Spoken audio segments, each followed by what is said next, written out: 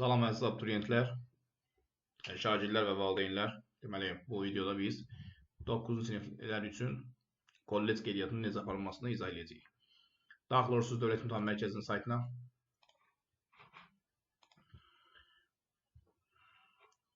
Abituriyentin elektron ərizəsi 9 illik kollec qeydiyyat düyməsini sıxırsınız. Burada fin kodu yazırsınız.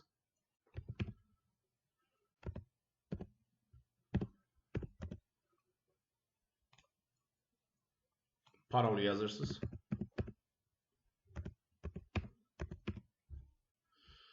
Yəni bu fin kod şəxsiyyət vəsiqəsinin fin kodudur. Parol da belə deyək, kabinet yaradanda artıq parol var idi.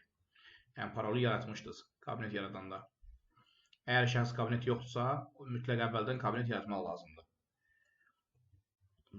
Daha sonra burada digər məlumatlara toxunmağa ehtiyac yoxdur. Birinci ərizəni yadda saxla düyməsinə vurursunuz. Ərizəni yadda saxla düyməsinə vurandan sonra burada məlumatlar çıxır. Məlumatla tanış oldum. Ərizəni təsdiq et düyməsinə vurursunuz. Şərtlərlə razıyam. Vəssalam, ərizə təsdiq olunub. Məlumatla tanış oldum. Vəssalam, bu qədər.